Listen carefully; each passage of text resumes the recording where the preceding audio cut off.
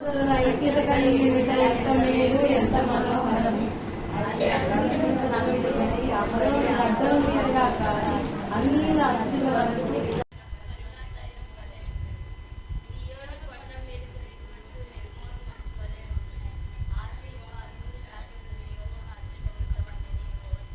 ఆమేన్. హల్లెలూయా. నేర్చుకొచ్చిన బిడ్డలందరినీ దేవుడు దీవించునుగాక. నేర్చుకోని వాళ్ళని దేవుడు ఏం చేస్తాడో నాకు తెలియదు. ప్రియులరా, చాలా చిన్న కీర్తన, 3 వచనాలు, కానీ లోతైనటువంటి భావం కలిగినటువంటి మాటలు దేవుని గ్రంథంలో ఉన్నాయి. గత వారం అందులో నుంచి కొన్ని విషయాలు మనం నేర్చుకోవడం జరిగింది. చిన్న మాట ప్రార్థన చేసుకొని వర్తమానంలో ముందుకెళ్దాం. ప్రభువా, మీకు వందనాలు నాయన. ఈ రోజున నా ప్రభువా, మీ సన్నిధిలో నిలబడడానికి అల్పుడనైన నాకు మీరు ఇచ్చిన అవకాశం కొరకు కృతజ్ఞతలు. మీ పక్షంగా నేను నిలబడుతున్నప్పుడు తండ్రి, నా ప్రాణాత్మ దేహంలో మీ స్వాధీనంలో ఉంచుకోండి. ఏమి మాట్లాడాలో వాటిని మాత్రమే మాట్లాడినట్లు కృప చూపించండి.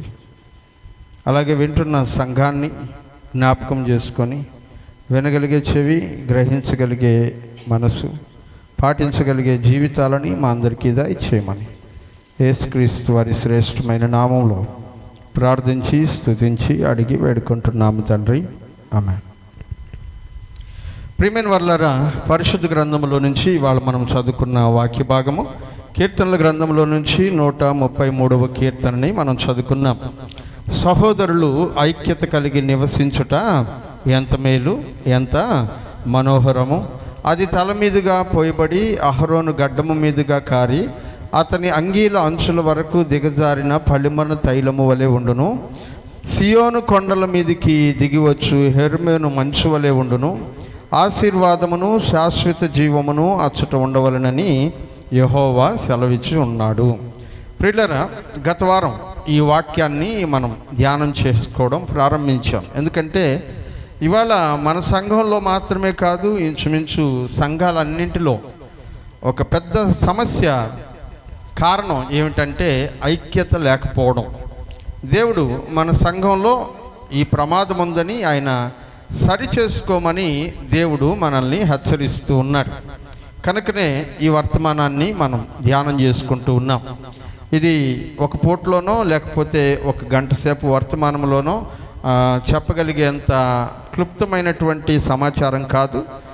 చాలా సోదాహరణమైనటువంటి విశేషాలు ఇందులో ఉన్నాయి. కాబట్టి వీటిలో నుంచి కొన్ని విషయాలని బహుశా గత వారంలో మనం కొన్ని ధ్యానం చేసుకున్నాం. ఈ వారంలోనూ వచ్చే వారంలోనూ కూడా మరికొన్ని విషయాలని ఇదే అంశం మీద మనము ధ్యానం చేసుకోబోతూ ఉన్నాం. గత వారంలో దేవుని వాక్యాన్ని మనం చూసినప్పుడు సహోదరుల మధ్యలో ఐక్యత అనేది దేనికి సాదృశ్యమో అనే విషయాన్ని మనం గమనించాం, ధ్యానం చేసుకున్నాం. ఐక్యత దైవ అభిషేకానికి సూచన అని మనం చూసాం. కీర్తనలో మనం చదువుకుంటున్నటువంటి మాట అదే. ఎవరి మీద పోయబడుతున్న తైలం అంటది? అహరోను తల మీద పోయబడుతున్నటువంటి అభిషేక తైలము అంటాడు. అభిషేకించబడినటువంటి తైలము అహరోను తల మీద పోస్తే అది అతని యొక్క శరీరం అంతటి మీద కారుతూ అహరోను గడ్డం మీదుగా కారి అతని అంగీలన్నీ తడిచిపోయేంత వరకు దిగజారిన పరిమళ తైలములాగా ఉంటుందని దేవుని వాక్యంలో మనం చూసాం. మరి ఈ అహరోను గడ్డము క్రింద బ్రెస్ట్ ప్లేట్, న్యాయ విధాన పథకము అని ఒకటి ఉంటుందని, ఆ న్యాయ విధాన పథకములో 12 రత్నములు, ఒక్కొక్క దాని మీద ఒక్కొక్క గోత్రము యొక్క పేరు రాయబడి ఉంటుందని, ఆ గోత్రములన్నిటి పేర్లు వాటి మీద రాసి దాన్ని నీలి రంగుతోనూ, రక్తవర్ణపు నూలుతోనూ, ఊదా రంగు నూలుతోనూ ఆ 3 రకాలైనటువంటి థ్రెడ్స్ తీసుకొని ఒక క్లాత్ని తయారు చేసి ఆ క్లాత్ మీద చుట్టూ కూడా రత్నాలు పొదగడానికి వీలయ్యేటువంటి బంగారు దారంతో దాన్ని ఎంబ్రాయిడరీ చేసి అవి తొలగిపోకుండా నిలబెడతారు. అది న్యాయ విధాన పథకము అని దానికి పేరు. ఇక్కడ ఆ 12 మంది ఇశ్రాయేలు గోత్రములకు సంబంధించిన వారి పేర్లు ఉంటాయి. దేవుడు ఎప్పుడైతే అభిషేక తైలమని అహరోను మీద కృమ్మరిస్తాడో అది తన యొక్క బ్రెస్ట్ ప్లేట్ మీద ఉన్నటువంటి 12 మంది పేర్ల మీద అది ప్రసరించబడి మీరందరూ అహరోనులో ఏకముగా ఉన్నారు, ఐక్యముగా ఉన్నారు అని చెప్పడానికి సూచనగా అది కనబడుతుందని దేవుని వాక్యంలో నుంచి గత వారంలో మనం ధ్యానం చేసుకున్నాం. మరొకసారి ఆ వచనాలని నేను మీకు తెలియజేసి ముందుకు వెళ్ళిపోతాను ప్రియులారా. నిర్గమకాండము 28వ అధ్యాయం 10 నుంచి 12 వచనాల వరకు చదువుకుందాం. నిర్గమకాండము 28వ అధ్యాయం 10 నుంచి 12 వచనాలు.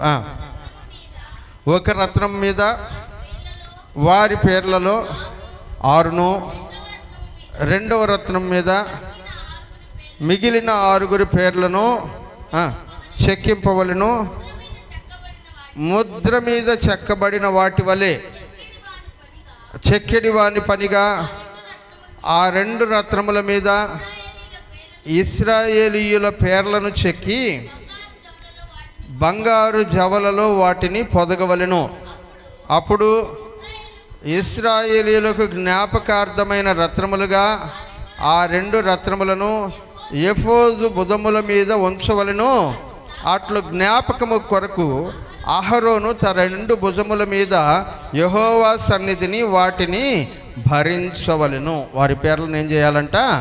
ఇది 2 రత్నాల గురించి చెప్తున్నాడు. నేను 12 రత్నాల ప్లేట్ గురించి ఇందాక చెప్పాను. ఇప్పుడు 2 రత్నాలను గురించి చెప్తున్నాను. ఈ 2 రత్నాలు ఎక్కడ ఉంటాయంటే, వేసుకునేటువంటి షర్ట్ ఉంటుంది కదా, ఈ షర్ట్కి ఇక్కడ ఒక బెల్ట్ ఉంటుంది. పోలీసు వాళ్ళు వేసుకుంటారు కదా, పోలీసు వాళ్ళు బ్యాడ్జ్ పెట్టుకునేదానికి ఒక బెల్ట్ ఉంటుంది ఈ 2 భుజాల మీద. ఆ 2 భుజాల మీద వాళ్ళకి స్టార్స్ పెట్టుంటారు. యాజకుడికి వాటి మీద స్టార్స్కి బదులుగా అంట ఒక పెద్ద వజ్రాన్ని లేకపోతే రత్నాన్ని పొదుగుతారంట. ఆ రత్నం మీద ఒక రత్నం మీద 6 పేర్లు, ఇంకొక రత్నం మీద ఇంకొక 6 పేర్లు, మొత్తం 12 పేర్లు.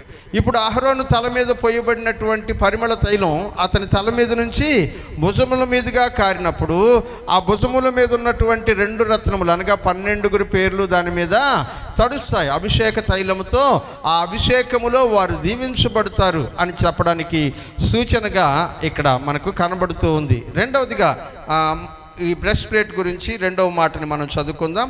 29, 30 వచనాలు కూడా చదువుకుందాం.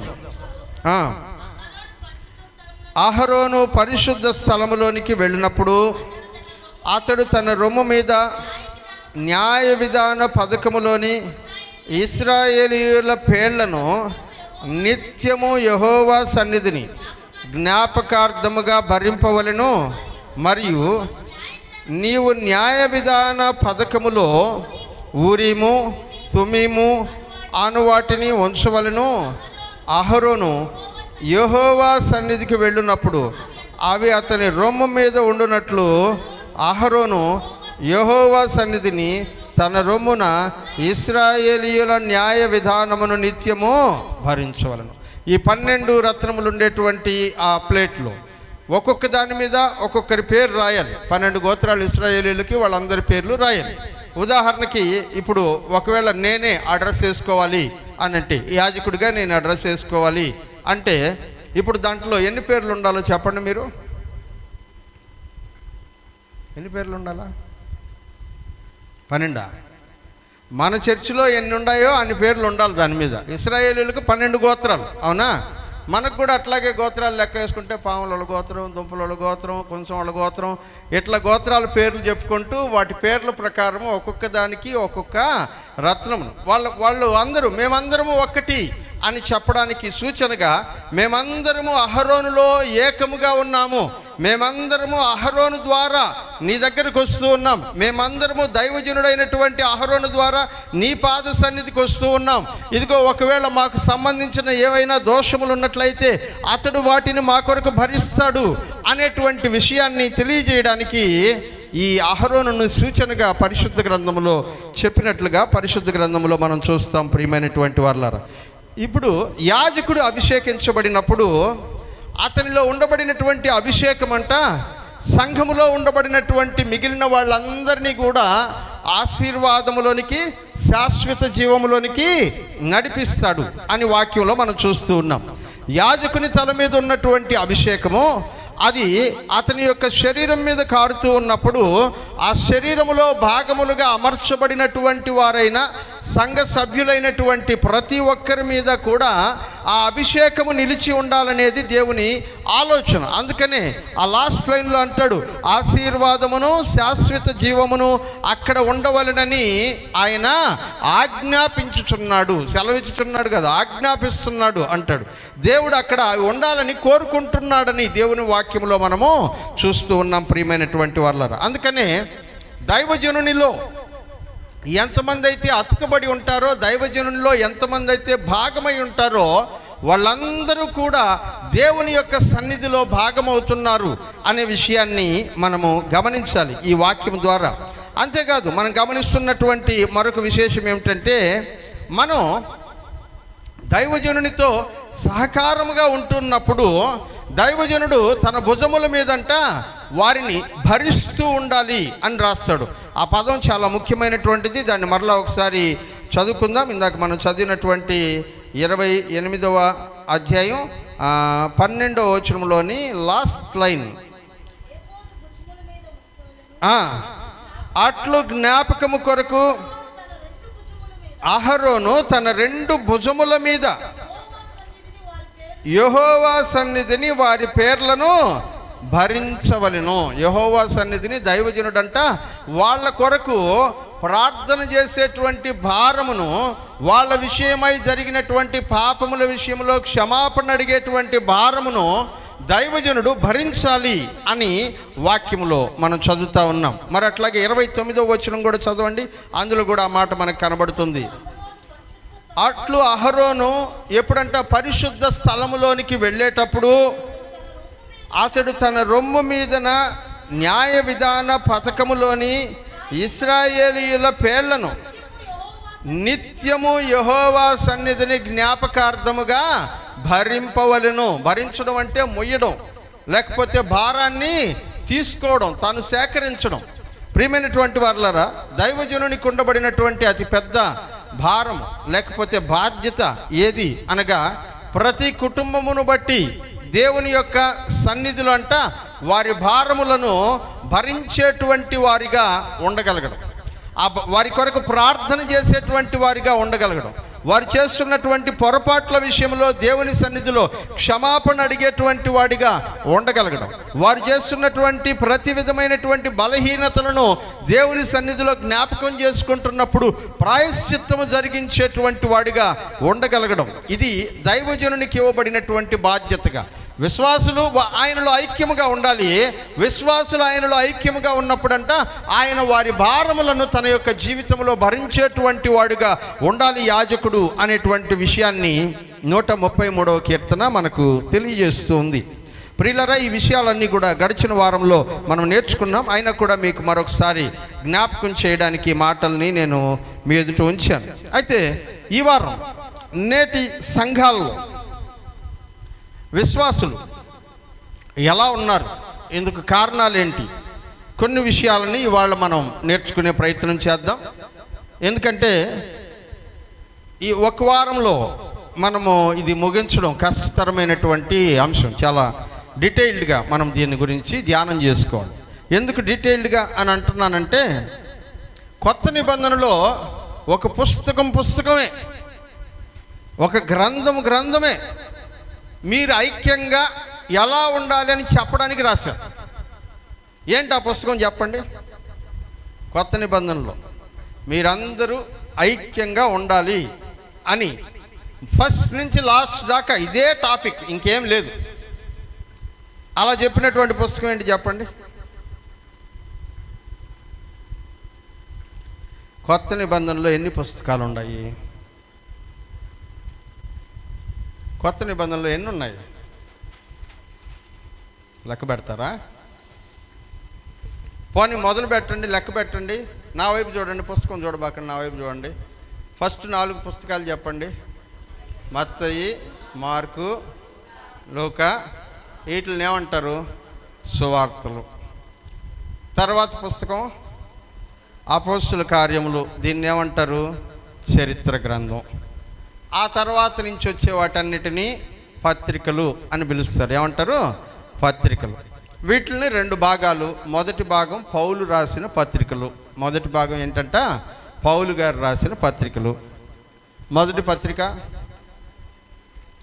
అపోస్తలుల కార్యాల తర్వాత రోమా పత్రిక, మొదటి కొరింథీ పత్రిక, 2వ కొరింథీ పత్రిక,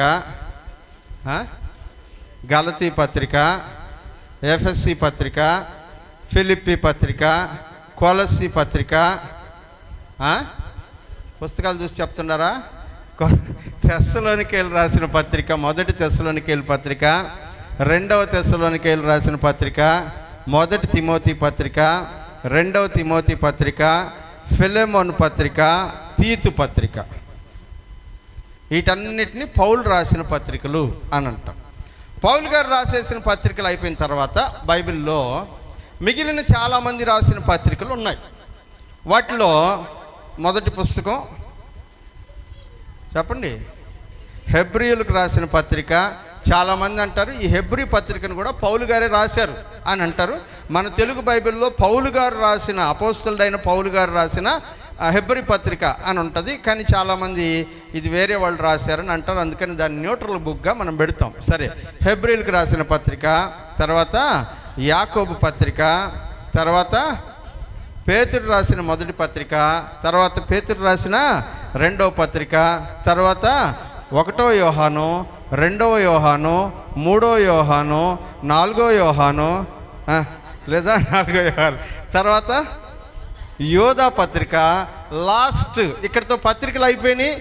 ఆ తర్వాత మిగిలిన పుస్తకం ఏంటంటే ప్రవచన గ్రంథం, ప్రకటన గ్రంథం. హల్లెలూయా. ఈ 27 పుస్తకాల్లో ఒక పుస్తకం ప్రేమను గురించి రాయడానికి, ఐక్యంగా కలిసి ఉండండి అని చెప్పడానికి రాశారు. ఒక పుస్తకం దాని గురించి. ఏమిటి ఆ పుస్తకం? Very good. 2వ కొరింథీనా, 3వ కొరింథీనా, 4వ కొరింథీనా? మొదటి కొరింథీయులకు రాసిన పత్రిక. ఈ మొదటి కొరింథీయులకు రాసిన పత్రికను మీరు చదివినట్లయితే అసలు మనం ఎందుకు ఐక్యంగా కలిసి లేము అనే విషయం మీకు అర్థమవుతుంది. ఇందులో మొత్తం 16 అధ్యాయాలు ఉంటాయి, అవునా? ఈ 16 అధ్యాయాలని శ్రద్ధగా చదువుకొని రేపు ఆదివారం రావాల్సిందిగా మనవి చేస్తూ ఉన్నాను. మొదటి కొరింథీ పత్రికని స్టార్టింగ్ నుంచి 16 అధ్యాయాలు ఉన్నాయి. మీకు కరెక్ట్గా 6 రోజులు టైం ఉంది. 6 రోజులు, రోజుకు 3 అధ్యాయాలు చదివితే ఈ పత్రిక పూర్తయిపోతుంది. మీరు మరీ ఇంట్రెస్ట్గా ఉండే పని అయితే ఒక పత్రికను అంతటి కూడా ఒక 2 గంటల్లో కూర్చొని చదివేయచ్చు. అది ఈ కొరింథీ పత్రికలో ఉన్నటువంటి విషయం. ఇవాళ మనం ఐక్యతను గురించి పూర్తిగా, ఐక్యత అంటే ఏంటి, ఐక్యత ఎందుకు కలిగి ఉండాలి, ఐక్యత లేకపోతే ఏమవుతాయి సంఘాలు, ఈ విషయాలన్నిటిని గురించి వివరంగా తెలియజేస్తున్నటువంటి పత్రిక కొరింథీ పత్రిక. కానీ దానికంటే ముందు మనం ఒక విషయాన్ని, ఆ పత్రికలోకి వెళ్ళడానికంటే ముందు మనం ఒక విషయాన్ని ధ్యానం చేసుకుందాం. యోహాను సువార్త 15వ అధ్యాయం 12వ వచనాన్ని ముందు చదువుకుందాం. యోహాను సువార్త 12వ అధ్యాయం 15వ అధ్యాయం 12వ వచనం. నేను మిమ్మల్ని ప్రేమించిన ప్రకారము, బాగా చదువుమ్మా, మీరు ఒకరిని ఒకరు ప్రేమించవలెనని అనుటయే నా ఆజ్ఞ. చాలు. ఏంటంట? అందరం చదువుదాం ఈ వచనాన్ని, అందరం కలిసి చదువుదాం. 1 2 3.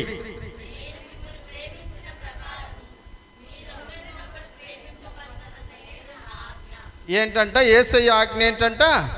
నేను మిమ్మల్ని ప్రేమించినట్లే మీరు కూడా, చెప్పండి, ఒకరినొకరు ప్రేమించాలని 10 ఆజ్ఞలు నేర్చుకున్నాం కదా. 11వ ఆజ్ఞ యేసయ్య చెప్తున్నాడు, మీరు ఒకరినొకరు ప్రేమించవలనని అనుటయే నా ఆజ్ఞ. యేసయ్య చెప్తున్నటువంటి ఆజ్ఞ. దేవునికి స్తోత్రం కలుగును గాక. హల్లెలూయా, హల్లెలూయా. ఇప్పుడు 11వ ఆజ్ఞ గురించి మనం ధ్యానం చేసుకుంటున్నాం. 10 ఆజ్ఞలు అయిపోయినాయి, మనం 11వ ఆజ్ఞ గురించి ధ్యానం చేసుకుంటున్నాం. ఈ 11వ ఆజ్ఞలో ఆయన చెప్తున్న మాట ఏంటంటే, ఇందాక మనం 10 ఆజ్ఞలు ధ్యానం చేసుకోవడానికి ముందు ఒక వచనం చెప్పాను నేను. అదేంటంటే, నేను పరిశుద్ధుడనై ఉన్న ప్రకారము మీరును పరిశుద్ధులై ఉండండి. ఎలా సపరేట్గా ఉండాలి అంటే 10 ఆజ్ఞలు నేర్చుకున్నాం. ఇప్పుడు ఆయన అంటున్నాడు, నేను మిమ్మల్ని ప్రేమించిన ప్రకారము మీరు కూడా ఒకరినొకరు ప్రేమించండి. ఇప్పుడు నేను మిమ్మల్ని అడుగుతున్నా, యేసయ్య మిమ్మల్ని ఎలా ప్రేమించాడు? యేసయ్య మిమ్మల్ని ఎలా ప్రేమించాడు?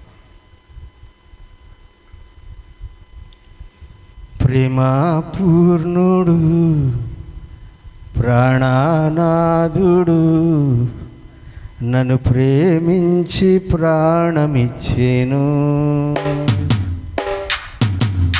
నే పాడేదన్ కొనియాడేదన్,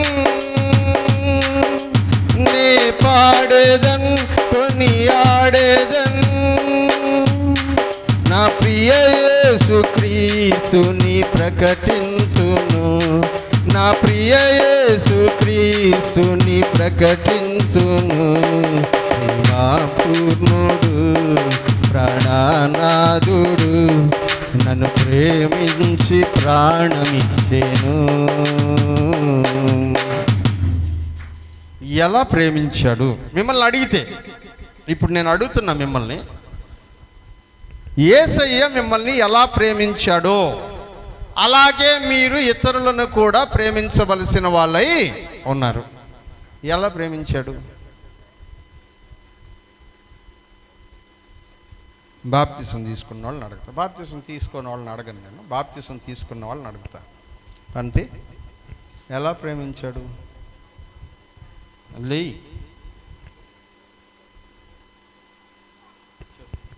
మన కోసం తన ప్రాణాన్ని అర్పించాడు. ఇప్పుడు మనల్ని ఏం చేయమన్నాడు? తన వల్లే ప్రేమించు. తన వల్లే ప్రేమించమంటే మనం కూడా ఇతరులు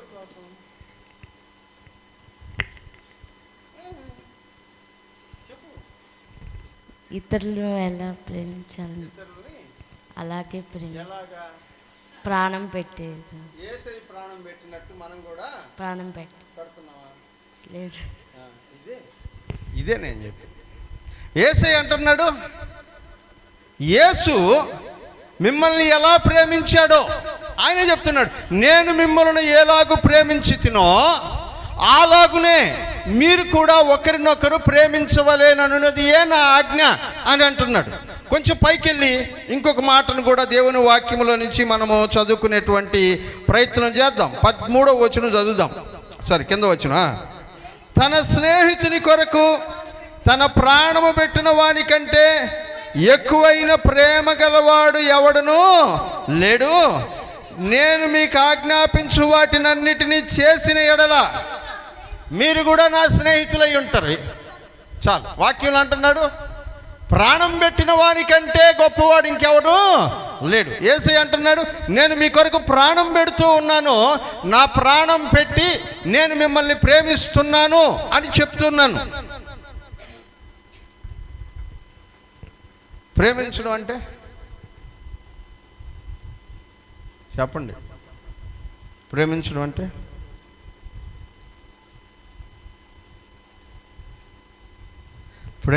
అంటే ఇవ్వడం. ప్రేమించడం అంటే ఏంటంట? ఇవ్వడం. ఏమిస్తున్నాం మనం? ఎదుటి వాళ్ళకి మన ప్రేమని చూపించడానికి, నేను నిన్ను ప్రేమిస్తున్నాను అని చెప్పడానికి మనం ఏం చేస్తామంటే బహుమానాలు ఇస్తాం. దాన్నే ప్రేమించడం అని చెప్తాం. How do you express your love అంటే మన ఎక్స్ప్రెషన్ అంతటినీ ఏదో ఒక గిఫ్ట్ రూపంలో వాళ్ళకి అందించే ప్రయత్నం చేస్తాం. దాన్నే ప్రేమ అని చెప్తాం. యేసయ్యని గురించి యేసయ్యని ఇలా అడిగాడంట, ఎంతగా ప్రేమిస్తున్నావు నువ్వు ఈ ప్రజలందరినీ అని అడిగితే, యేసయ్య తన 2 చేతులు చాపి శిలువ మీద వేలాడి ఇంత ప్రేమిస్తున్నాను అని చెప్పాడంట. దేవునికి స్తోత్రం కలుగును గాక. హల్లెలూయా.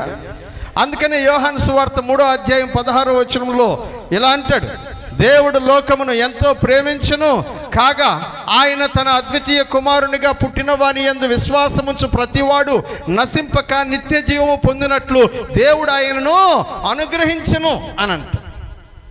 తన కుమారుణ్ణి లోకానికి పంపించి ఆ కుమారుణ్ణి మన కొరకు బలియాగముగా అర్పించి మిమ్మల్ని మీరున్నటువంటి దారిద్ర్యపు స్థితిలో నుంచి బయటకు తీసుకొచ్చేటువంటి ప్రయత్నం చేస్తూ, నేను ఇంత ప్రేమిస్తున్నాను మిమ్మల్ని, నా కొడుకు కంటే కూడా మిమ్మల్ని ఎక్కువ ప్రేమిస్తున్నాను అని దేవుడు తన ప్రేమను వెల్లడి చేశాడు అని వాక్యంలో మనము చదువుతూ ఉన్నాం.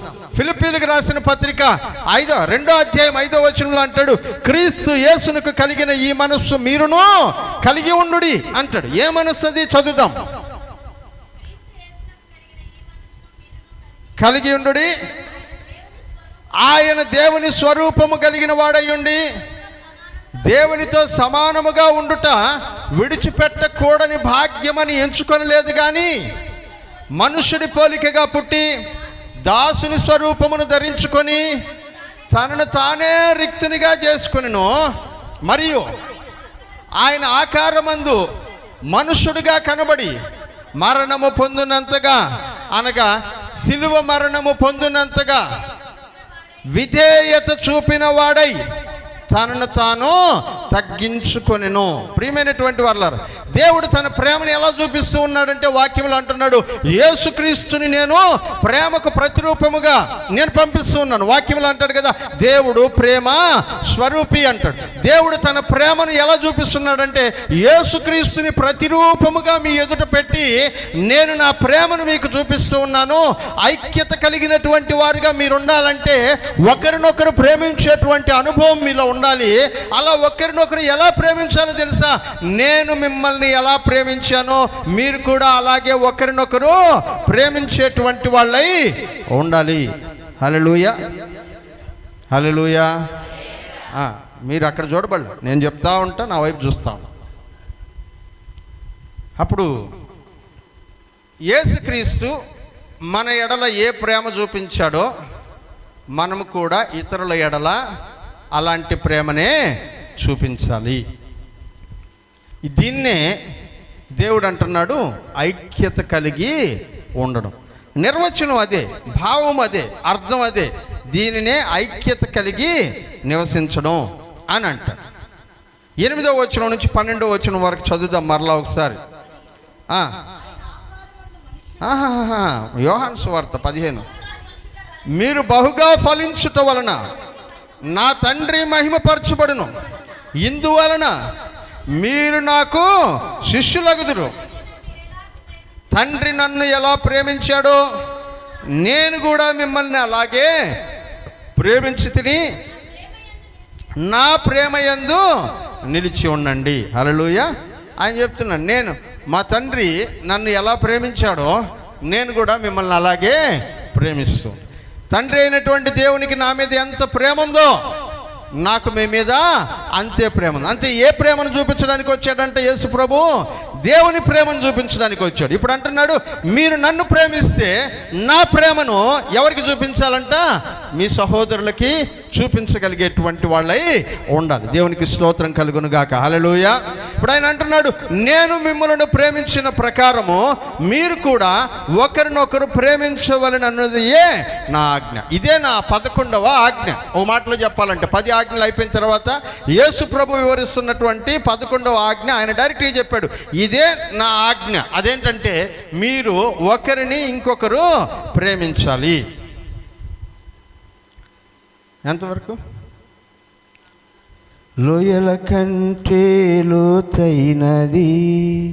నాకు పాట లేదు, మీరే చెప్పాలి. లోయల కంటే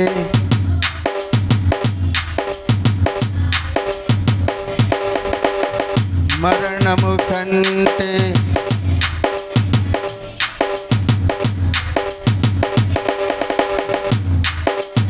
కాచి ప్రాణము పెట్టి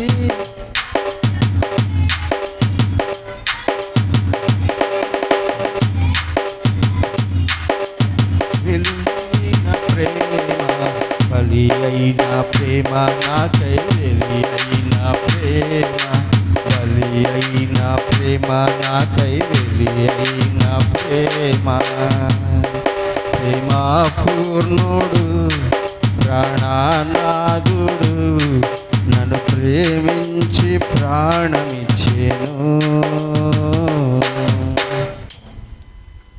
ఇప్పుడు మనల్ని మనం చెక్ చేసుకో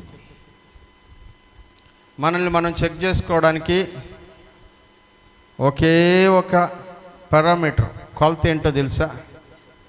మన గురించి దేవునికి అందరికంటే బాగా తెలుసు. హల్లెలూయా. ఎవరికి తెలుసు?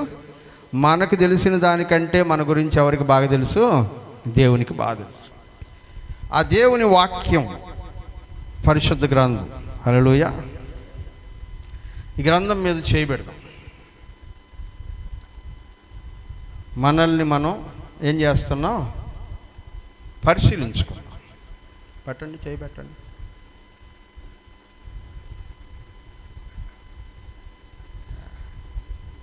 నేను చెప్పుకో, మేము పెట్టాం. ఈ గ్రంథం మీద చేయబెట్టి మనల్ని మనం పరిశీలించుకోవాలి.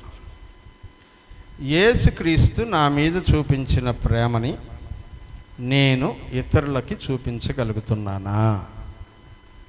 యేసయ్య నన్ను ప్రేమించినట్లుగా ఇతరులని నేను ప్రేమించగలుగుతున్నానా? యేసయ్య నన్ను ప్రేమించినట్లుగా నా సంఘాన్ని నేను ప్రేమించగలుగుతూ ఉన్నానా? యేసయ్య నన్ను ప్రేమించినట్లుగా నా సంఘంలో ఉన్నటువంటి విశ్వాసులని ప్రేమించగలుగుతూ ఉన్నానా? ఇది మనమందరము పరిశీలన చేసుకోవాల్సిన మాట. ఒక్క నిమిషం కళ్ళు మూసుకొని, ఒక్క నిమిషం నేను కౌంట్ చేస్తాను, ఒక్క నిమిషం. ఆ ఒక్క నిమిషం తర్వాత మిమ్మల్ని మీరు పరిశీలించుకొని కళ్ళు తెరవండి. అందరు కళ్ళు మూసుకోండి.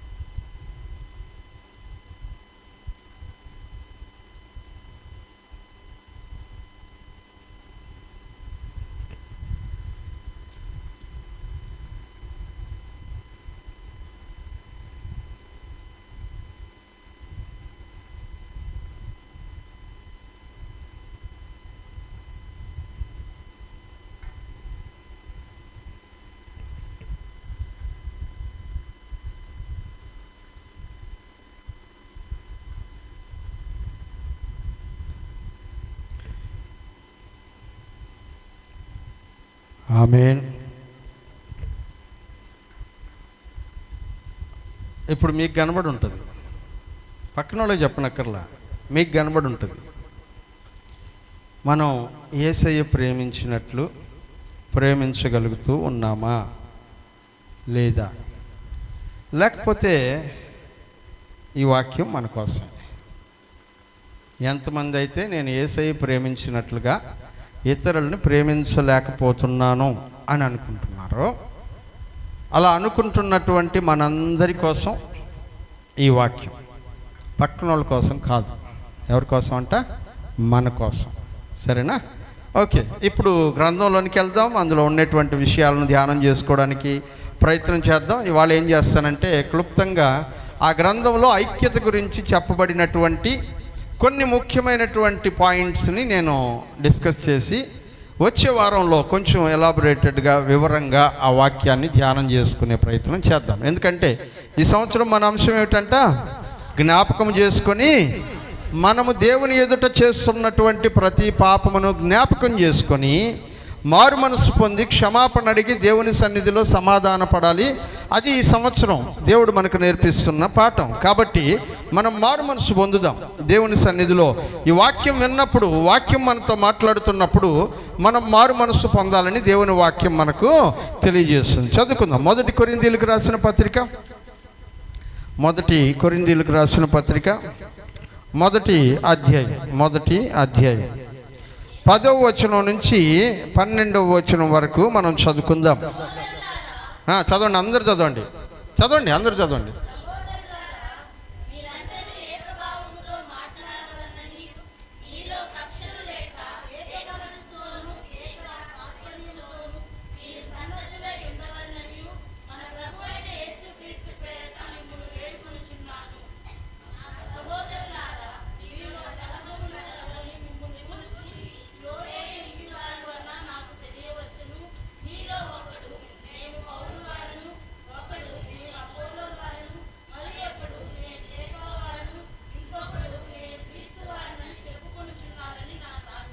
ఆమేన్.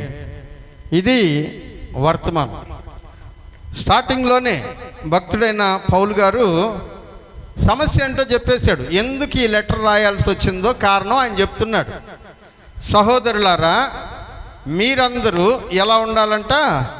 ఏకభావముతో మాట్లాడాలని, ఒకే భావముతో మాట్లాడాలని.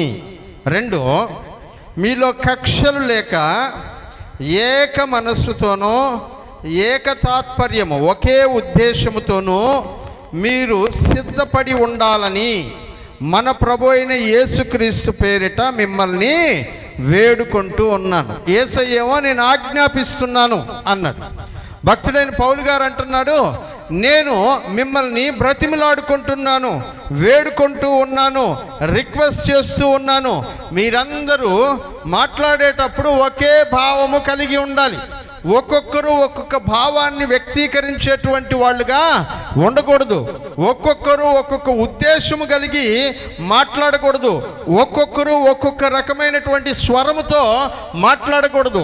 మనము ఒక పని చేస్తూ ఉన్నప్పుడు దాని వెనకాల ఏకత్వము కనబడాలి.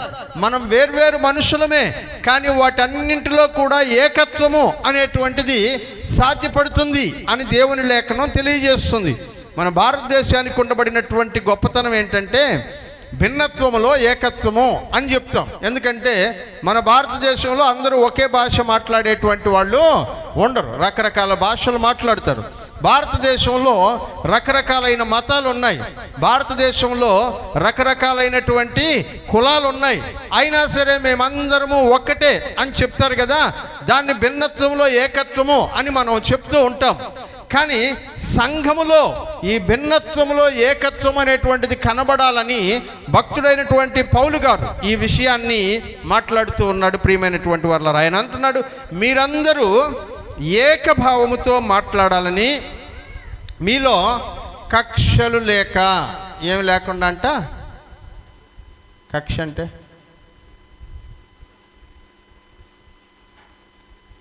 కక్షలు అంటే అసలు మనకు తెలీదు. కక్షలు అంటే చెప్పండి.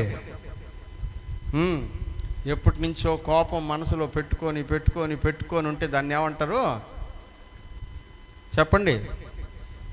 కక్ష.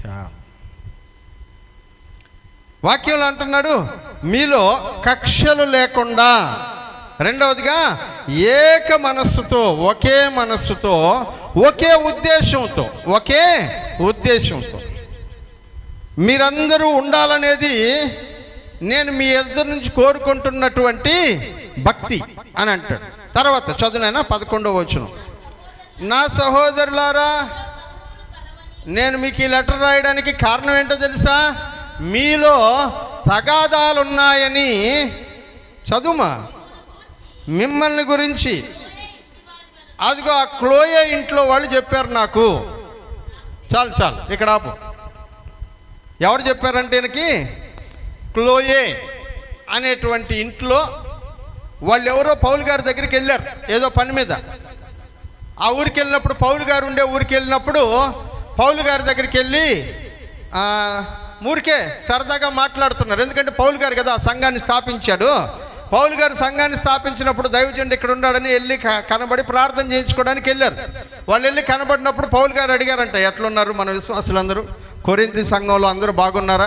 గుడ్రోపాలెం సంఘంలో అందరూ బాగున్నారా అని అడిగినప్పుడు ఆ వెళ్ళినటువంటి వాళ్ళు, సంఘంలో నుంచి, కొరింథీ సంఘంలో నుంచి వెళ్ళినటువంటి వాళ్ళు, లేకపోతే గుడ్రోపాలెం సంఘంలో నుంచి వెళ్ళినటువంటి వాళ్ళు ఏం చెప్పారంటే, మన సంఘంలో గొడవలు వచ్చేసి ఉన్నాయి సార్ బాగా అని అన్నారంట. మన సంఘంలో చెప్పండి ఏమొచ్చేసాయంట? గుడ్రోపాలెం సంఘంలో ఉండేటువంటి విశ్వాసులు కొంతమంది, అబ్బా సార్ అంత బాగానే ఉన్నట్టుగా ఉంది కానీ సంఘంలో అంతా గొడవలుగా ఉన్నాయి సార్ అని చెప్పారంట పౌలు గారికి. ఎవరు చెప్పారంట? ఎవరికి చెప్పారు ఇది? పౌలు గారికి చెప్పారు. అప్పుడు పౌలు గారు ఈ విషయాన్ని రాస్తూ, గొడవలుగా ఉన్నాయంటలే, నాకు ఒక ఆయన చెప్పినాడు మీ గురించి, ఆయన పేరు నేను చెప్పనులే అన్నాడా? ఏం చెప్పినాడు? చదువు. నాకు పలానోళ్ళు చెప్పారు, సంఘంలో ఏం జరుగుతుందనే విషయం పలానోళ్ళ ద్వారా నాకు తెలిసింది. దీనిలో రహస్యం ఏంటంట? కొంతమంది చెప్తుంటారు, మా పేరు మటుకు బయట పెట్టబాక. పౌలు గారే డైరెక్ట్గా ఆయనన్న ఆ ఊర్లో ఉంటే పర్వాలే, ఆయన వేరే ఊర్లో ఉన్నాడు, చాలా దూరంలో ఉన్నాడు. దూరంలో ఉండే ఆయన ఇంతకీ ఈ లెటర్ ఎవరి ద్వారా రాసి పంపించాడు తెలుసా? ఆ క్లోయే చేతనే పంపించినాడు. ఆ లెటర్ ఎవరి చేత పంపించాడు? ఆ క్లోయే చేతనే పంపించాడు.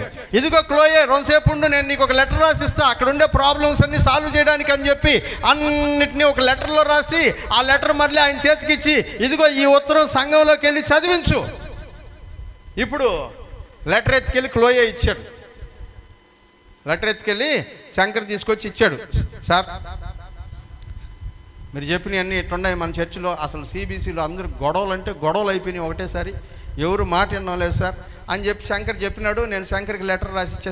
శంకర్ ఆగు, ఇదిగో ఈ లెటర్ తీసుకొని పోయి మన చర్చిలో చదవమని చెప్పు, నేను చెప్పానని చెప్పు అని చెప్పి నేను లెటర్ రాసిస్తే శంకర్ తీసుకొచ్చి కాలేబు చేతికిచ్చి ఈ లెటర్ అంటే చదువు అన్నాడు. లెటర్ తీసి చదవంగానే కాలేబు శంకర్ నాతో చెప్పిన వివరాలు అని మొదలెట్టాను. ఇప్పుడు మీరందరూ ఏమంటారు? శంకర్ అయితే నా పేరు పెట్టబాకంటే అండి సార్, మనం అందరం అదే కదా, నా పేరు పెట్టబాకండి, నా పేరు చెప్పక. క్లోయే అలా అనలా, వాక్యంలో అంటున్నాడు, క్లోయే ఇంటి వాళ్ళ వల్ల నాకు తెలిసే ఈ విషయాలన్నీ, ఈ విషయాలు నిజమని నేను కూడా అర్థం చేసుకుంటున్నాను, నమ్ముతున్నాను. మీరు ఇట్లా ఉండడం మంచిది కాదు, ఇందులో రహస్యాలు దాచిపెట్టడానికి ఏమీ లేదు. ప్రియమైనటువంటి వాళ్ళారా, సంఘము క్రమంగా ఉండాలనుకునే వాళ్ళు, సంఘము బాధ్యతగా ఉండాలనుకునేటువంటి వాళ్ళు, సంఘము ఆశీర్వాదంగా ఉండాలనుకునే వాళ్ళు నా పేరుని బయట పెట్టబాకండి అని అనకూడదు.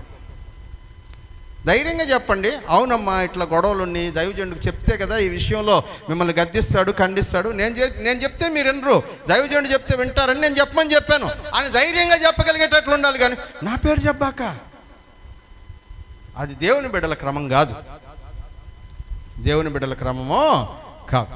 వాక్యంలో అంటున్నాడు, క్లోయే ఇంటి వాళ్ళ వల్ల మీలో గొడవలు ఉన్నాయని, కలహాలు ఉన్నాయని నాకు తెలిసింది. కాదమ్మా, ఓకే, చదువు. మీలో ఒకడు నేను పౌలు వాడిని, ఒకడు నేను అపోల్లో వాడిని, మరి ఒకడు నేను కేఫా వాడిని, ఇంకొకడు నేను క్రీస్తు వాడనని చెప్పుకొనుచున్నారని. నా భావం ఏంటో తెలుసా? మీ గొడవలు ఎట్లాంటివో తెలుసా? నేను కాలేబ్ అన్న బ్యాచ్, నేను రాజన్న బ్యాచ్, నేను చిరంజీవి అన్న బ్యాచ్, మూడో బ్యాచ్ ఒకటి ఉంటుంది. అమ్మ నాకు ఏ గ్రూప్లో దేవుడి గ్రూప్, నేను ఇదే మళ్ళీ చదువునాను, ఇప్పుడు అర్థమవుతుంది బాగా. ఒక ఆయన ఏం చెప్పుకుంటున్నాడంట, నేను కాలేబ్ బాబాయ్ బ్యాచ్, ఇంకొకడు నేను రాజన్న బ్యాచ్, ఇంకొకడు నేను చిరంజీవి అన్న బ్యాచ్, ఇంకొకడు అయ్యా నాకు మీ ఎవరితో సంబంధం లేదు, నేను దేవుడు, నేను ప్రేమ పూర్ణుడు కదా. ఇవన్నీ మనలో ఉన్నాయని ఆయనకి తెలుసు. అందుకని ఆయన చెప్తున్నాడు, ఇట్లా అనుకుంటున్నారని నా తాత్పర్యం, నా అర్థం ఏంటంటే ఇదే, మేము వేరే, మీరు వేరే, వాళ్ళు వేరే. ఇంకొక సమస్య ఉంది, మన సంఘంలో లేదు ఆ సమస్య, అందుకు దేవునికి స్తోత్రం. అదేంటంటే మాదల్లా కులం, జిల్లా కులం, కులాన్ని బట్టి చర్చలు ఏర్పడుతున్నాయి. నెల్లూరులో ఉండే సంఘాలన్నీ అట్లాంటి కులాన్ని బట్టి ఏర్పడ్డ చర్చలే.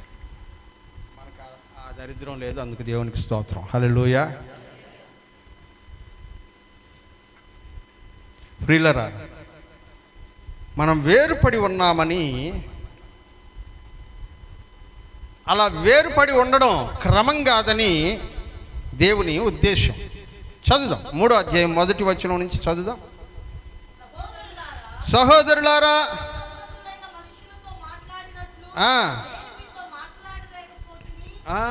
ఏంటంటే ప్రాబ్లము, ఎవరితో మాట్లాడినట్టు మాట్లాడలేకపోయాడంట, ఆత్మ సంబంధమైన మనుషులతో మాట్లాడినట్టు నేను మీతో మాట్లాడలేకపోయాను. ఎప్పుడు? ఆయన చర్చిలోకి వచ్చినప్పుడు, చర్చిలో వాక్యం చెప్తున్నప్పుడు, ఆ చర్చిని బలపరుస్తూ ఉన్నప్పుడు ఆత్మ సంబంధమైన మనుషులతో వీళ్ళందరూ మంచి ఆత్మీయులు అనుకొని నేను మీతో మాట్లాడలేకపోయాను. శరీర సంబంధమైన మనుషులే అని ఏంటంట, ఏమనుకున్నాడంట ఆ సంఘాన్ని గురించి చెప్పండి. నేను కూడా అట్ట అనుకుంటుంటా, కొంతమందిని ఏమనుకుంటుంటాను, ఎదుగుతారులే చిన్నపిల్లలు కదా, వాళ్ళని మనం ఇప్పుడే గద్దిస్తే అట్ట, దండిస్తే అట్ట, నెమ్మదిగా చెప్దాంలే, పసిబిడ్డలే అనియు శరీర సంబంధులే అనియు మీతో మాట్లాడవలసి. అప్పుడు నేను ఎందుకు స్ట్రాంగ్గా మాట్లాడలేదో తెలుసా మీతో? మీరు ఇంకా చిన్నపిల్లలు. గుడ్రోపాళెంలో వాక్యం చెప్తాను నేను, ఇదే వాక్యాన్ని పెనుబర్తిలో చెప్తాను, ఇదే వాక్యాన్ని మాదరాజగూడూరులోనూ చెప్తాను. నాతోటే తిరిగే వాళ్ళకి తెలుసు. గుడ్లూరు వారిపాళెంలో వాక్యం ఎలా ఉంటుందో, పెనుబర్తిలో ఇదే వాక్యం చెప్తే ఎలా ఉంటుందో, మాదరాజగూడూరులో ఇదే వాక్యం చెప్తే ఎలా ఉంటుందో, నాతోటే 3 సంఘాలకు వచ్చి వాక్యం వినే వాళ్ళకి తెలుసు. వచ్చిన వాళ్ళని అడుగుదాం. సురేష్ వస్తుంటాడు నాతోటి అప్పుడప్పుడు. సురేష్ నువ్వు చెప్పు, ఎట్లా ఉంటుంది, ధైర్యం చెప్పు. నేను చెప్పాను కదా, క్లోయే ఇంటి వాళ్ళ వల్ల నాకు తెలిసింది, అందుకని నేను కూడా అడుగుతున్నాను. చెప్పు, ఏమి డిఫరెన్సు, ఎక్కడ స్ట్రాంగ్ ఉంటుంది, ఎక్కడ లైట్గా ఉంటుంది, అదే ఇప్పుడు సమస్య మనకు కావాల్సింది. చెప్పు నాన్న, ధైర్యంగా చెప్పు. ఏమన్నా మనోళ్ళే కదా అందరూ. ఎక్కడ స్ట్రాంగ్ ఉంటుంది, అక్కడ పెనుబర్తిలో మళ్ళా స్ట్రాంగ్గా ఉంటుంది.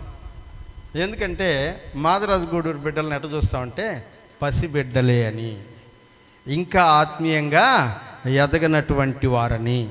వాళ్ళ దగ్గర చాలా లైట్గా, అసలు ఊరికే అలా చెప్తున్నామా లేదా అన్నట్లుగా చెప్తాం విషయాన్ని. వాక్యం ఇలా ఉండాలని చెప్తుంది, ఇలా ఉండాలని చెప్తుంది, ఇలా ఉండాలని చెప్తుంది అని చెప్తాం. ఇన్ఫర్మేషన్, అక్కడ ఇన్ఫర్మేషన్ ఇచ్చి వదిలేస్తే చాలు. వాళ్ళకి ముందు వాక్యం అర్థమవుతుంది, ఇలా ఉండాలంటే ఇలా ఉండాలంటే ఇలా ఉండాలంటే అని చెప్తాం. అవునా? అదో స్కూల్కి వెళ్తున్నారు పిల్లలు, లే విన్యా నువ్వు కూడా రా, గ్రేసి. పిల్లలు స్కూల్కి వెళ్తున్నారు, అదిగో మనస్సుని ఎట్రా, మనస్సుని ఆ పక్క నిలబడు, ఆ పక్క నాకు చూడు హైట్ లైన్ ఉంది. ఇప్పుడు మనస్సుని స్కూల్కి వెళ్తుంది. మనస్సుని స్కూల్కి వెళ్ళంగానే బెత్తం పట్టుకొని చంపేస్తా పరిచినావంటే అంటదా మీ బడిలో అయ్యరమ్మా? అంటదా? వాళ్ళకేం చెప్తారు?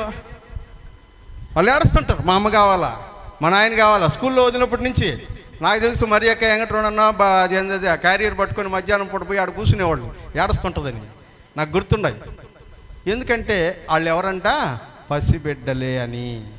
అప్పుడు టీచర్లు వాళ్ళని కొట్టరు, తిట్టరు, వస్తారమ్మా వస్తుంటారు, ఇప్పుడే వచ్చేస్తూ ఉంటారు, దారిలో ఉండారంట, వచ్చేస్తారు. ఇదిగో ఈ లోపల ఈ చాక్లెట్ తిను, అది వాళ్ళని చూసే పద్ధతి.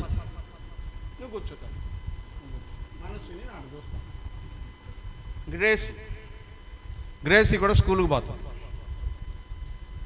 గ్రేసీ స్కూల్కి పోయేటప్పుడు బెత్తం ఉంటుంది. ఏముంటుంది? ఉంటుందా బెత్తం మీ ఐరం చేతిలో? ఏమన్నా తప్పు చేస్తే ఏం చెప్తారు?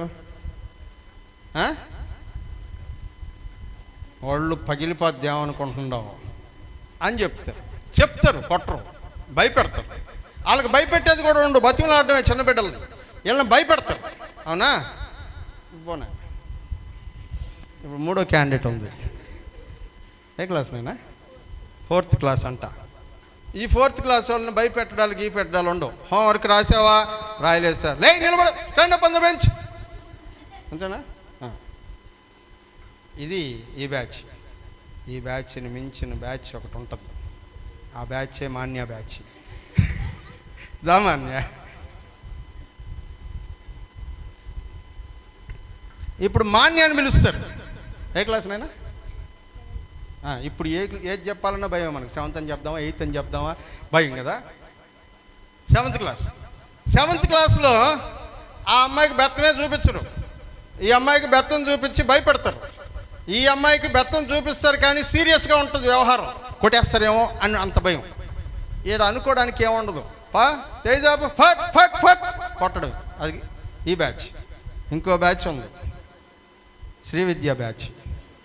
శ్రీ విద్యా బ్యాచ్లో కొట్టడాలు గిట్టడాలు ఏముండవు, చెప్తారు వినలేదు, లేకపోతే అని వదిలేస్తారు. వాక్యం చెప్పే విధానం కూడా అట్లాగే ఉంటుంది.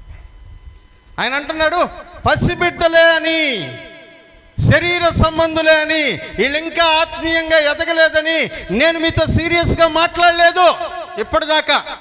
ఏదో చెప్పుకుంటూ వెళుతున్నాను, మీరు నెమ్మదిగా అర్థం చేసుకుంటారు. ఎదుగుతున్న కొలది క్రమంలోనికి వస్తారు. ఓ 10 సార్లు ఇది తప్పు ఇది తప్పు ఇది తప్పు అని చెప్తే 11వ అయినా తెలుసుకుంటారని నేను పసిబిడ్డలే అని ఒకప్పుడు మీతో మాట్లాడవలసి వచ్చింది. అప్పటిలో చదువు 2వ వచనం, అప్పటిలో ఏమి సరిపోలేదంట, మనస్సుని బెత్తంతో కొడితే తట్టుకునేంత బలం ఆవిడికి లేదు కనుక దేంతో పెంచారంట, పాలతో పెంచాను. మటన్ బిర్యానీ పెట్టలా, ఏం పెట్టలేదంట, పాలతో పెంచాను. చిన్న బిడ్డలకి పాలు ఇచ్చి పెంచుతాం మనం.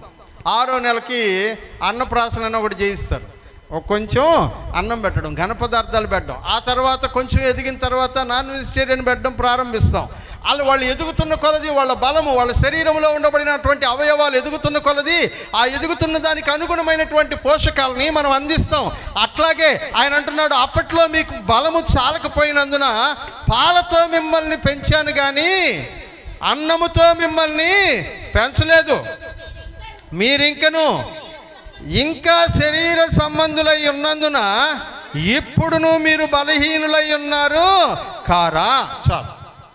అప్పటి నుంచి ఇప్పటిదాకా ఎట్లా ఉన్నారంట, శరీర సంబంధులుగానే ఉన్నారంట, బలహీనంగానే ఉన్నారంట. 3వ సంవత్సరం వచ్చింది పిల్లోడికో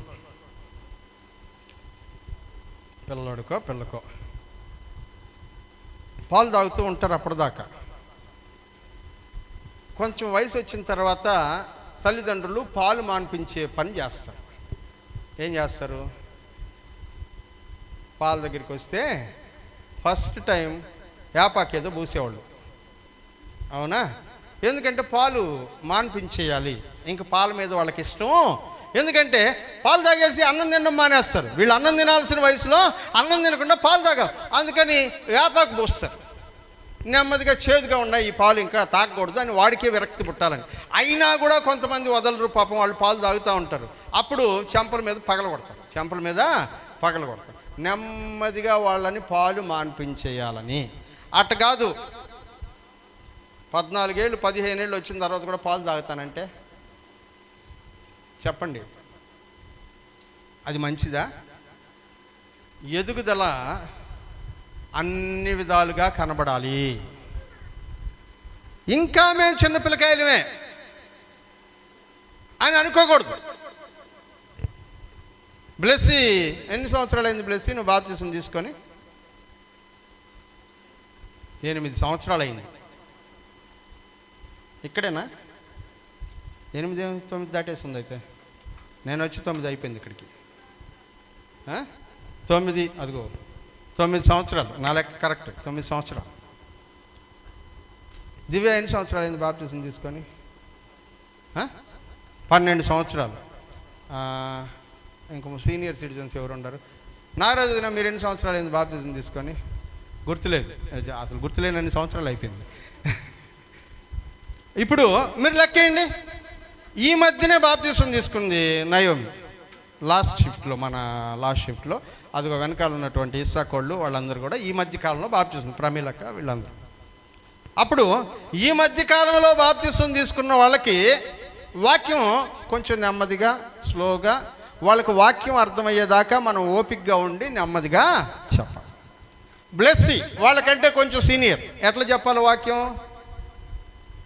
విన్యాకి చెప్పినట్టు చెప్పాలి. ఆ తర్వాత దివ్య ఎట్లా చెప్పాలి వాక్యం? మాన్యాకి చెప్పినట్టు చెప్పాలి. నాగరాజు వదినికి శ్రీ విద్యకి చెప్పినట్టు చెప్పాలా? అదే విషయం. ఎందుకంటే మీకు అర్థమవుతుంది వాక్యంలో మీరు ఎలా ఎదగాలో మీకు అర్థమవుతుంది. పౌలు భక్తుడు అంటున్నాడు, మీకు వాక్యం ఎలా చెప్పాలంటే, ఒకప్పుడు పాలతో పెట్టాను, ఇప్పుడు మీరు భోజనం తిని బతకాల్సిన వాళ్ళు ఎదిగి ఉండాలి, కానీ మీరు ఎదగట్లేదు, అట్లాగే ఉన్నారు. మొలకలపూడిలో ఒక అబ్బాయిని చూశాను నేను ఈ మధ్య. పెన్షన్ ఇవ్వాలని ఆ పిల్లోడి కోసం రిక్వెస్ట్ చేస్తే వాళ్ళ ఇంటికి వెళ్ళాం చూడడానికి. 14 ఏళ్ళు నందా నేను వెళ్ళాం. 14 ఏళ్ళకి ఇంత ఉన్నాడు బిడ్డ, ఇంతే సైజు, పడక మీదే, కాళ్ళు చేతులు తల అన్నీ డిఫరెంట్గా ఉన్నాయి. బతికున్నాడు అంతే, ఎదుగుదల లేదు. శరీరం ఎదగడంలా, మనసు ఎదగడంలా, మాటలు రావడంలా, ఏమీ రావడంలా. అట్లాంటి బిడ్డను ఆరోగ్యకరమైన బిడ్డ అంటాము మనం. ఇప్పుడు చిన్న పిల్లకాయలు అదిగో ఆడిద్దరు ఉన్నారు, మనస్సుని దీక్షిత. వాళ్ళిద్దరు తగులు వేసుకుంటే పిల్లకాయలని మనం ఎట్లా ఒకట్లా సరి పిల్లలు. ఎవరు వాళ్ళు? పిల్లలు. ఆ తర్వాత ఇదిగో వీళ్ళిద్దరు ఉన్నారు, విన్య చిక్కియే కదా, వీళ్ళిద్దరు గొడవలు వేసుకుంటే కూడా పర్లేదులే, పిల్లకాయలు ఎదుగుతున్నారు, అమ్మాయి గొడవలు వేసుకోకూడదు అని చెప్తాం. వాళ్ళకి చెప్పే విధానం వేరు, వీళ్ళకి చెప్పే విధానం వేరు. ఇప్పుడు మాన్య అదిగో అమ్మాయి ఉండరు, వాళ్ళిద్దరు తగులు వేసుకుంటే కర్రలు ఎరగతాయి.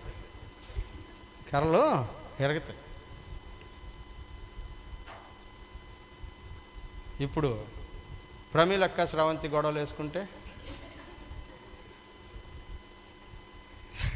ఎట్లుంటుంది చెప్పండి? వాళ్ళు తగులు వేసుకుంటే ప్రాబ్లము, వేసుకోకూడదని చెప్తున్నాం. వీళ్ళు తగులు వేసుకుంటే సమస్య, వేసుకోకూడదని చెప్తున్నాం. వీళ్ళు గొడవలు వేసుకుంటే సమస్య, వేసుకోకూడదని చెప్తున్నాం. పెద్దోళ్ళు అయిపోయిన తర్వాత మనం గొడవలు వేసుకుంటే ఏమని చెప్దాం దాన్ని? పౌలు గారు అదే అంటున్నారు. ఇవన్నీ నేను చెప్పే కాదు, పౌలు గారు చెప్పేయే. ఆయన ఏమంటున్నాడు తెలుసా? అప్పట్లో మీకు అన్నం పెట్టి పెంచాలని అనుకున్నాను, పాలతోనే పెంచాను, మీరు ఇంకనూ శరీర సంబంధులే. ఇంకా ఎట్లున్నారంట?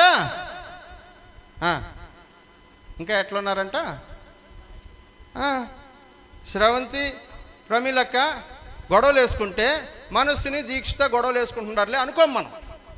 ఇదేదో సీరియస్ మ్యాటర్ అనుకుంటాం. అప్పుడు సంఘంలో ఉండేటువంటి విశ్వాసులు ఒకరితో ఒకరు గొడవలు వేసుకుంటుంటే దాని అర్థం ఏంటంటే, మొలకలపూడిలో అలాగే పడిపోయి ఉన్న పిల్లోడు ఎట్లా ఎదగకుండా ఉండారో మీరు కూడా ఆత్మీయంగా ఎదగని అవిటి వాళ్ళని అర్థం. ఆత్మీయంగా ఎదగని అవిటి వాళ్ళు అని అర్థం. ఎదుగుతున్నారా? 3వ వచనం, మీలో ఏమున్నాయంట?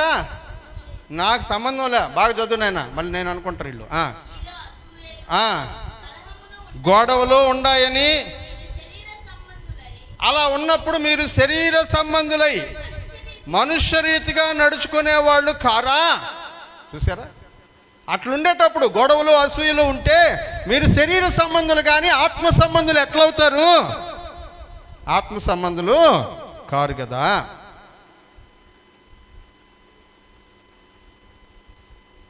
మనం ఆత్మీయులమా?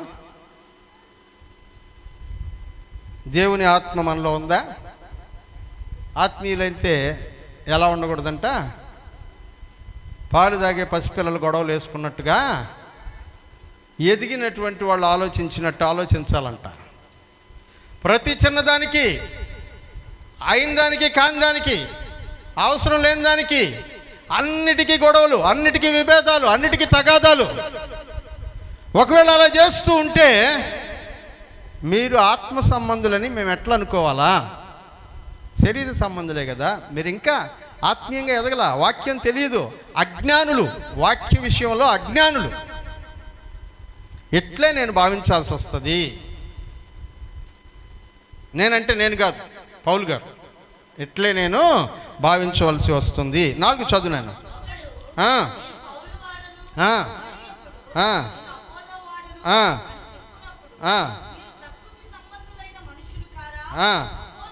ఏమని చెప్తున్నాడు? మీరు అప్పుడు ఎవరంట? ఆత్మ సంబంధమైన మనుషులు కాదంట. ఏ సంబంధులంట? లోక సంబంధులు. ఎవరు ఇట్లా గొడవలు వేసుకునేదంటే లోక సంబంధులైనటువంటి వాళ్ళు ఇట్లాగ అన్ని విషయాల్లో గొడవలు వేసుకుంటూ ఉంటారు. మీరు అట్లాంటి వాళ్ళు కదా, మిమ్మల్ని ఏమన్నా లోకం నుంచి వేరుగా పెంచగలుగుతామా అని అడుగుతూ ఉన్నాడు. ఇప్పుడు 16వ వచనం చదువుదాం. ఆ మధ్యలో ఉండే విషయాలకు రేపు వారం వద్దాం. మీరు దేవుని ఆలయమై ఉన్నారనియు దేవుని ఆత్మ మీలో నివసించుచున్నాడనియో మీకు తెలీదా? ప్రియులరా, దేవుడు అంటున్నాడు, యేసుక్రీస్తు మిమ్మల్ని ప్రేమించినట్లు మీరు ఒకరినొకరు ప్రేమించాలి, ఇది నా ఆజ్ఞ. కొరింథీ సంఘంతో భక్తుడైన పౌలు గారు మాట్లాడుతూ అంటున్నాడు, సంఘ బిడ్డలారా, మీలో ఒకరికొకరికి గొడవలు ఉన్నాయని నాకు పలానా వాళ్ళ వల్ల తెలిసింది. తెలిసినప్పుడు నేను మీ గురించి ఆలోచించినప్పుడు మీరు ఎట్లున్నారంటే, నేను మీ ఊరికి వచ్చినప్పుడు మీరు పసిబిడ్డల్లాగా కనబడ్డారు. అందుకనే వాక్యం చాలా నెమ్మదిగా క్లుప్తంగా చెప్పుకుంటూ వచ్చాను. ఈ పాటికి అంటే నేను వచ్చి ఎన్నేళ్ళు అయింది? 9 అయిపోయి 10 జరుగుతుంది అంతేనా శ్రావంతి? నేను వచ్చినప్పుడే కదా నువ్వు బాప్తిజం తీసుకున్నావు. నేను వచ్చినప్పుడు 9 కంప్లీట్ అయిపోయిందా? ఎప్పుడు? 9 పూర్తయి 10 జరుగుతూ ఉంది. 9 ఏళ్ల క్రితం నేను వచ్చినప్పుడు మీరు ఎలా ఉన్నారంట? పసిపిల్లల్లాగా ఉన్నారు. ఇప్పుడు మీరు పెద్దవాళ్ళు అయిపోయి ఉండాలి ఈ పాటికి. కానీ మీరు ఇంకా ఎట్లా ఉన్నారంట? చిన్న పిల్లల్లాగా, ఎదగకుండా, కాళ్ళు చేతులతో నడిచేటువంటి స్థితి లేకుండా, మీ అంతటా మీరే అన్నం తీసుకునే స్థితి లేకుండా, ఒక ఎదగినటువంటి శరీరం ఎలాగైతే పడక మీద పండుకొని ఉంటుందో, అంగవైకల్యం కలిగినట్లుగా ఉంటుందో అట్లాగే ఉంది మిమ్మల్ని చూస్తుంటే నాకు. మీరు ఇట్లా ఉంటే మీరు ఆత్మీయంగా ఎదిగిన వాళ్ళు కాదు, ఇంకా శరీర సంబంధులే. మీరు ఇంకా శరీర సంబంధులే. అట్లా శరీర సంబంధులుగా ఉన్నందువలన మీరు దేవుని వాక్యమును గ్రహించలేకపోతూ ఉన్నారు. మిమ్మల్ని సంఘం అని పిలుస్తూ ఉన్నాము. మీరు దేవుని ఆలయమై ఉన్నారని మీరు ఎరుగరా? చదువునానా?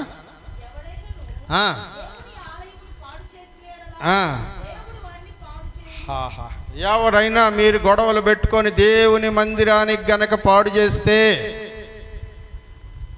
దేవుడు ఏం చెప్తున్నాడు? ఎవరు పాడు చేయడానికి కారణమవుతారో వాళ్ళని దేవుడు పాడు చేస్తాడు. ఇంట్రొడక్షన్, మనం మెసేజ్లోకి వెళ్దాం. ఇంట్రొడక్షన్. ఆయన చెప్తున్నాడు, మీలో సహజంగా గొడవలు ఉన్నాయని నేను విన్నాను. నెంబర్ 1. నెంబర్ 2, మీరు గొడవలు ఉంటే ఇంకా శరీర సంబంధులే కానీ ఆత్మీయంగా ఎదగలేదు. నెంబర్ 3, ఒకవేళ మీలో ఆ గొడవలు ఉంటే మీరు దేవుని మందిరాన్ని పాడు చేస్తున్నారు. దేవుని మందిరాన్ని పాడు చేసే వాళ్ళని దేవుడు పాడు చేస్తాడు. ఈ 3 విషయాలు మీకు జ్ఞాపకం చేశాను. మరి ఎట్లుండాలా? గొడవలు లేకుండా ఎవరుంటారు? గొడవలు లేకుండా ఉండగలిగేది నిజమేనా? జరుగుతుందా? వీలవుతుందా అంటే కొరింథీ పత్రికని చదువుకొని రండి. చాలా విషయాలు ఉన్నాయి. ఎవరెవరు చదువుతారు ముందు చెప్పండి, నాకు మాట్లాడి. కొరింథీ పత్రిక మేము చదువుకొస్తాం రేపు వారం వచ్చే లోపల. 16 అధ్యాయాలు ఉన్నాయి. పోయిన వారం నేను చెప్పాను కదా, ఇంటి దగ్గర నుంచి వచ్చి 7:30 నుంచి 8:30 లోపల 16 అధ్యాయాలు చదివేసిన నేను ఇక్కడ కూర్చొని. నేను చదువుకొస్తానని ఎవరు చేయొద్దండి.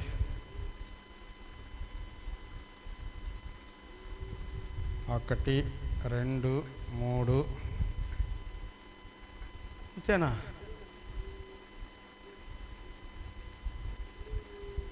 మిగిలిన వాళ్ళకి ఏమైంది వాక్యం చదవడానికి? అంటే చదివితే క్వశ్చన్స్ ఏముండవు. నెక్స్ట్ మెసేజే మీకు బాగా అర్థం అవుతుందని క్వశ్చన్స్ ఏముండవు. ఎందుకంటే మనం దాన్ని చదువుతూ ఉండకూడదు. ఇప్పుడు మీకు ఒక ఇంట్రడక్షన్, ఒక లైన్ ఇచ్చాను నేను, అందులో ఏముంది అని ఒక లైన్ ఇచ్చాను. ఇప్పుడు మీరు దాన్ని చదివారనుకోండి, పర్ఫెక్ట్గా అక్కడ ఏముందో మీకు అర్థమైపోద్ది. మీరు వాక్యం వింటుండగా ఇంకొంచెం డీప్గా వాక్యాన్ని అర్థం చేసుకోగలిగే జ్ఞానం దేవుడు ఇస్తాడు. అందుకనే చదవమంటుండేది. 16 అధ్యాయాలు చాలా టైం పట్టదు. మీరు చాలా టైం వేస్ట్ చేస్తుంటారు. ఆడ కూర్చొని వాళ్ళతో మాట్లాడి ఆ టైం అంతటినీ కుదించి దేవుని వాక్యం చదవడానికి రోజుకి 3 అధ్యాయాలు చదివితే 5 రోజుల్లో అయిపోయింది. 5 days, రోజుకి 3 అధ్యాయాలు. ఒక అధ్యాయానికి 5 నిమిషాలంటే 3 అధ్యాయాలకు 15 నిమిషాలు. ఎంత స్లోగా చదివినా కూడా రోజుకి 15 నిమిషాలు స్పెండ్ చేయండి, వాక్యం చదవండి. రేపు వారం దేవుడు వారిని పాడు చేయును అనే దగ్గర మనం మొదలెడదాం. ఎందుకు సంఘం ఐక్యంగా ఉండడం లేదు? కారణాలు ఏమిటి? ఎందుకు అసలు ప్రాబ్లం ఏంటి? ఎందుకు వాళ్ళందరూ కలిసి ఉండలేకపోతున్నారు? ఉండలేకపోవడానికి కారణం ఏంటి? మనం కూడా ఆ బ్యాచ్లో ఉండామా? మనం ఒక 3-4 బ్యాచ్లు చెప్పాడు కదా పౌలు గారు. మనం ఏ బ్యాచ్? రాజన్న బ్యాచా, చిరంజీవి బ్యాచా, కాలేబ్ బ్యాచా? వీళ్ళందరూ వద్దు, నేను దేవుడి బ్యాచ్ అంటారా? ఏ బ్యాచ్ మీరు? పౌలు గారు చెప్తున్నారు. వాళ్ళందరినీ డివైడ్ చేసేసాడు. మీరు ఒక్కొక్కరు ఒక్కొక్క బ్యాచ్. అట్లుంటే మీరు దేవుని రాజ్యంలో, దేవుని సంఘంలో ఒకటిగా ఉండడం కుదరదు. ఎలా ఉండాలి మీరు? దేవుని వాక్యంలో నుంచి మనం నేర్చుకోబోతున్నాం. ముగించే ముందు ఒక చిన్న మాట.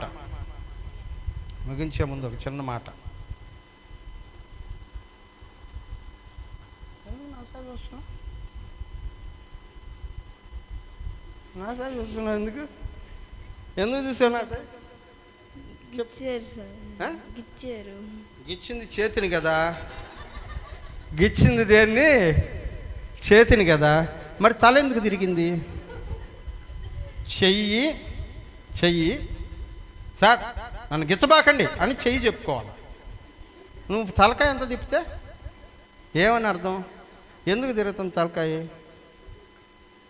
రీజన్ ఏంటి?